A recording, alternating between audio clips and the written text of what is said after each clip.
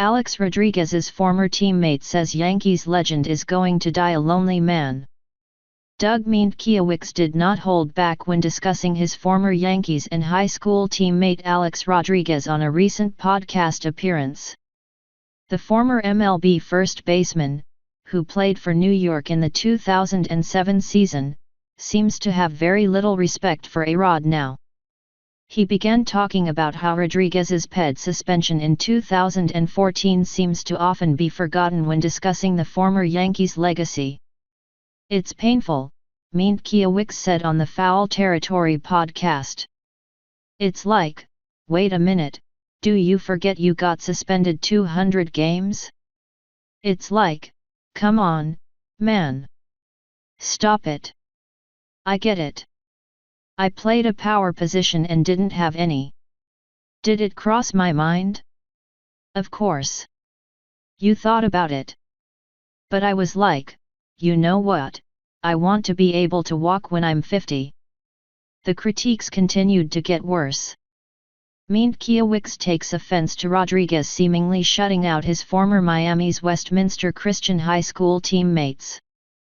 "I've always said this, he's going to die a lonely man," Kiewicz said. "This whole Father of the Year stuff, God bless him with his daughters, because it's got to come a long way. But it's like, you're just trying to get into heaven now. I'm still friends with my high school team. We still text often, not as often as we should, but we still text, group thread, constantly badgering each other. He's just distant from it. I don't care how good or how great you become and how far your career goes, you never forget your high school dudes." Kiewicz even mentioned a story in which Rodriguez fell asleep during a ceremony for their high school baseball coach. "It sounds like the bond has been lost between the two, to say the least." On the A-Rod front, going back to that for a moment, you guys, like you said, were friends, knew each other growing up. Weren't you his tight end? Yeah.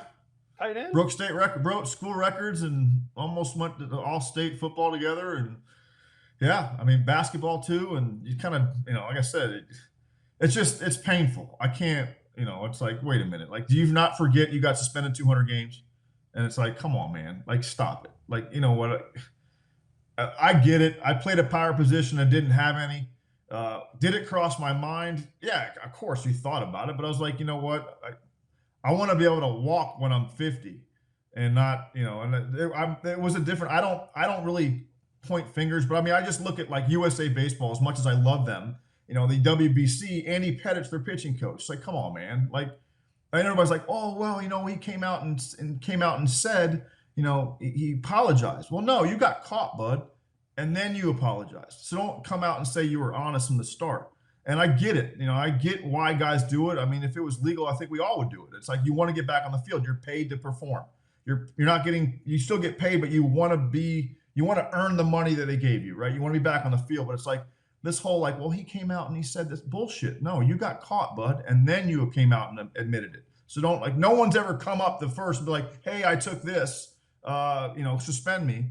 But it's like, and there's no one to blame with the game, because they keep rewarding these guys. And, the list goes on and on. The guys that get contracts afterwards and all this other stuff. Now they're back in the game. And it's like, wait a minute, wait. And now they're talking about it. It's like on TV, you're like, wait a minute, stop. It's like, Millar's an old teammate, but it's ironic how he works for MLB Network and he was a replacement player. It's like, I mean, am I the only one that sits back and thinks this shit? It's like, it's mind-numbing. When you see Alex, because I know he still sees Alex, right? Occasionally. Does he acknowledge you? In a certain setting, like if it's a baseball setting, if we're doing stuff for Westminster, our high school, yeah, if he's not sleeping at the table, like they honored our coach for his 3 millionth win, and there he is in his Timberwolves shirt, sleeping in a chair, and it's like, come on, man, like, I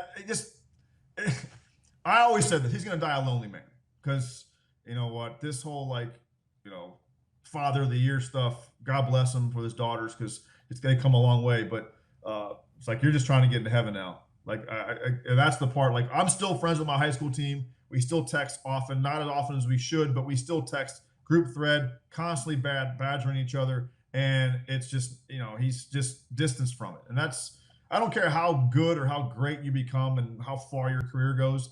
You never forget your high school dudes. Like that's just like your high school and your college teammates are like they're brothers till the end.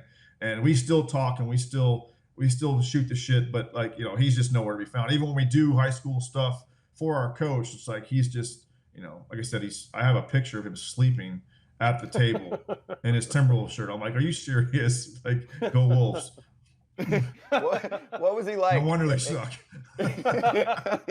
What was he like in high school then? Like, did he change a lot as a person? Because you guys were tight in high school, no? Yeah, I mean, I will say he was institutionalized. He's been told what to say and how to say it since he was, 10 years old. It's like you ever watch him do an interview. It's like, oh, hey, Pat. You're like, you don't know Pat. Pat don't know you. Like, it's like, but then who am I to argue? This guy's hanging out with Warren Buffett. So he's on Shark Tank, for God's sakes.